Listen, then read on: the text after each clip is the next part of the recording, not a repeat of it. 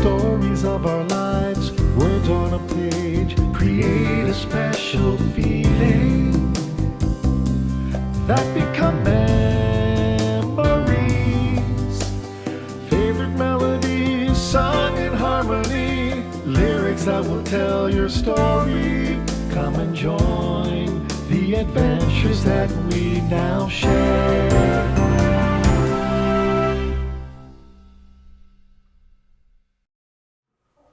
Good evening, ladies and gentlemen, and welcome to this episode of The Songs of Our Lives, a program where we hear the songs and stories of people's lives and even answer a song request right here on the air.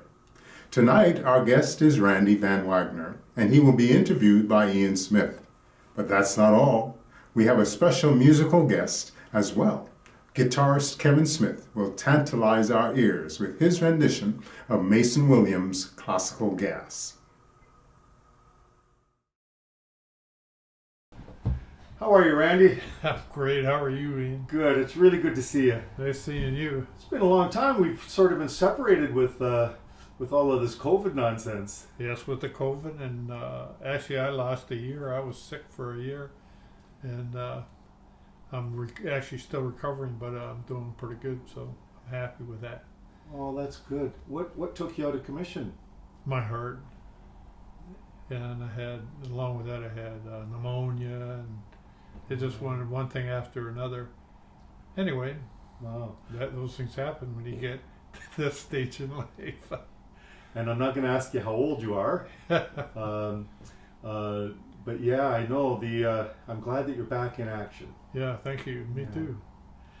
So we've had quite a fun experience singing in choir together, and Yes. and you know, it seems that music has been one of the bonds that we've been able to enjoy together. Mm-hmm. Absolutely. Can you remember the role music played in your life growing up? Was it an important thing to you as a child, or what can you tell us about that? Well, that's a really, having thought about it a little bit, and I realized that the first issue, or not issue, but an item that comes up, is the fact that when my dad was in World War II, and so when I was very young, 3 or 4, I don't know exact age. This is after the war, and Dad was home, and he played the harmonica, and he told me he learned to do it while he was overseas. Oh, which cool. was in retrospect, I think it was a very good thing for him to do. A lot of those guys, got into things they shouldn't have got into over there, and he was in Britain and Holland during the war, and but I can remember him playing the harmonica. He had a couple songs that he played, and it was great. It just stuck in my head, and I often, through the years, think about that time, eh? That's an instrument that has often eluded me, because I don't play harmonica, and I've always played with blues harmonica players, and it's just something that's eluded me. I've never.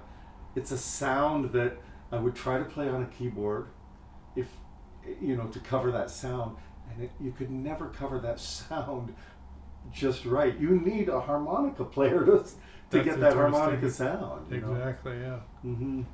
So that was a real, a very interesting thing when I was a kid. Yeah, it really stuck to me. Second thing was my mother was, she loved music. She played the piano, and she was like an amateur at piano, but she really loved music. And so we had a piano in the house. We always did. And she wanted me to play piano. And I really, it didn't catch on. You won't like this, but it didn't catch on with me. I just, it was too, at that point, it was too mechanical. Although we lived next door to a guy after we were married, Ann and I, and this guy played in chords. He played the piano in chords. I'm pretty sure that's what he was doing. And it was a totally different thing. And that I heard, and I thought, maybe I could have done that. And the other thing was, I had a brother. My older brother was 6 years older, and so when I was like 8, 9, 10, he was a teenager, and he was listening to rock and roll. And actually, he was a fan of the Four Lads, and people before. There was a couple black groups that he listened to and bought their records, and so I got all his music. I heard that in the car, and he had a little radio he played in his room. So I heard at a younger age than a lot of the kids, I was getting all that rock and roll. So rock and roll. Yeah, and doo-wop. I guess with the you mentioned the Four Lads. That's like a vocal group, isn't it? Yeah, that four of them, weren't there? Yeah. Yeah. Four Lads. Yeah. That's a great sound. Yeah, it is. Yeah. Wow. Any one song in particular that you can think of? The songs that I like, that I love, is Unchained Melody, which is the Righteous Brothers. Now I think somebody else did it before them, but I cannot remember who that was or find it. And the one song that I really love is it's an instrumental, which they don't do anymore, and these days is by Mason Williams, Classical Gas. Classical Gas. That is an awesome song. I mean, to watch somebody play that on the sound, you'd have the correct words for it, but the sound of the music is fabulous, and the skill to pull that off on a guitar. I've seen people play it that were good guitar players, and they, you could pick out the mistakes. Mason Williams just absolutely nailed that. Mason Williams, awesome, awesome. And I got another one here if you're interested. Last Date. That's another instrumental. It has been done in song and in verse. Yeah. And that's an oldie from the 50s. Okay. And Floyd Kramer. I don't know if you've ever heard. Floyd Kramer, the piano player. Oh yeah. He had a thing. He used to. I think he rolled the keys. Yeah. Because he had his own sound, and he did Last Date. And it's a absolutely great song. Last Date. Okay. Yeah, you know what he used to do. So if you play piano, you'll know this. So like, let's say we're in the key of C. You have C, D, E, F, and G. He will play the D. He'll play the chord with C, E, and G, but then he'll play the D as well just before the E, and that makes that blink sound. Yeah. That's how he does it. Yeah. It's really a cool sound. Yeah. The Floyd Kramer sound. Wow. He was one of my favorite piano players. Really. Mm-hmm. Yeah. As a matter of fact, I saw him live in Toronto at Ontario Place. Cool. Yeah, they had a pavilion there. Yeah, we saw a group there as well. Yeah. It was quite a long time ago. Of course, I could be getting him mixed up with Roger Williams, who was another great piano player. That's right. Yeah. Wow. So, do any of these songs spark a specific memory for you? Like, like for instance, I remember the I've mentioned this as in another interview. The theme from Rocky used to just get me to work out. I'd work out after school every day to that song. Was there anything like that? Any memory that is sparked by these songs? Well, there was a song from Van Morrison, "Brown Eyed Girl." That was when I hear that. That's the song that my wife and I had together when we were dating, when we were late teenagers. Right. So that song sticks with me. Yeah, real good. That's a good song. Yeah. I've played that song many times in bands. It's really it's such a popular song. Still, Van Morrison is a great artist, and his lyrics are so real, and his music is very catchy. Yeah, it is. Yeah, I like him. Did you listen to music at all when you were recuperating from your heart troubles? Well, that was interesting. in that, yeah, I don't. I like to be positive about it all, but I'd have to tell you. I'll just say I was pretty down during that time, Okay. and then you had COVID and come along Yeah. during that time, Yeah. and so I was trying to. And my wife saved me. She saved my life so many times. Oh. She saved me, in that I had when I was 17. My dad. Well, that was the other thing. My mother. I didn't tell you. My mother used to. She joined. They had a big thing in the 50s and 60s. We would join a record club, and she had bought all these records that were. They weren't frivolous. They were quite sophisticated, and they were like Desert Song. Oh. Okay, you remember that? That was a like I a. do. It was a stage hit, Yeah. and it wasn't high flung or anything, but it was kind of sophisticated music, great music. She had that playing all the time. So So that created a nice ambiance. yeah, Mhm. in the background. And what was your recent question? You have to. Oh, I'd asked you if music if you listened to music as part of your recuperation process. Yeah. So during that, I was down a bit. My wife said that my dad and mom had bought me for my for Christmas one year a banjo, and I want to tell you, to make those chords on a banjo, they would cut your fingers, and you had to buy. This is very interesting as far as technology. But you had to buy a book, and I can remember as a kid. This is back in the 60s and 70s. I would pay $12 in those days. $12 for a sheet music book Right. that it had chords in it that I could play. Mhm. $12. That was big money. Yeah. Nowadays, I use this Ultimate. If you're familiar with that, Online, the Ultimate Guitar. Ultimate Guitar online. I use that, and I noticed the other day there's 1,100,000 songs in there. Wow. It's amazing. So anyway, while I'm sick, and can't find things to do, I'm reading every book that comes along and trying to keep my head together. My wife says, "Why don't you pick up the banjo?" And I never really learned how to play it properly, and still don't. But it's hard to play. It's the fingering is. I found out how you can cheat actually, and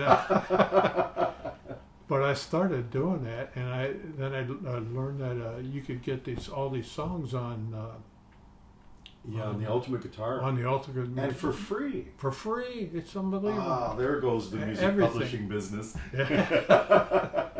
Yeah, I can tell you another story about that too, but that's for another time. And so I got playing the banjo. I play that thing pretty much 5 days a week, Wow. and it's really come along. I got it, so I was pretty shy with it, and you probably never knew that I played an I instrument. had no idea. No, I didn't. And Yeah. so I kept it to myself. But now I play for family and Oh, that's great. little events and like that. It's just been a And the banjo is such a great instrument and such an identifiable instrument. it's distinctive, yeah. Very distinctive. That's It's not the word I was not looking for it's not for all events, but it's I loved it, and that's again how I got it. My dad had this one of the songs that he bought was a banjo player and from Nova Scotia, and Ray Bolger, I think his name was. I Ray recognize the name. Yeah. Bolger. Yeah, Yeah. he was quite good, and I really liked it. My dad bought me my dad saw that, and him and my mom bought me that banjo. That's great. Oh, what a story. Yeah, that's great. Yeah. Well, what's so amazing about it is because it actually is a testimony to the power of music, It is. and something that, not just listening, and not just reading lyrics, but you actually engaged yourself in the art of learning an instrument, and as part of healing. That's Oh, great. yeah, Wow. it's been a savior. Some days I don't feel so good. I'll play the banjo. Forget all about it, eh? That's great. Now, out of all the songs you've mentioned, if you could hear one song, what would that song be? I really like Classical Gas And of course, Last Date. The Last It's a Date. great song. That's the one with the Floyd Kramer. Yeah, it's Floyd Kramer, yeah, with his Awesome. handiwork. Well, I'm sure we might be able to make something like that happen for you. Great. Yeah. Thank you. This has been a great afternoon. I've really enjoyed this conversation. Yeah, me too. You can see I become animated. Well, let's get together soon and do this again. Absolutely. Thank you, Randy, for sharing your stories and music. Randy, tonight, as we mentioned, we're going to answer your request for classical gas. Please welcome now Kevin Smith as he performs Mason Williams' Classical Gas. Hey Randy, it's Kevin Smith here. Ian Smith said you wanted to hear Classical Gas, so I thought I'd record it for you. Now this is just a solo version. As you can see, I don't have an orchestra behind me, so here goes. I hope you like it.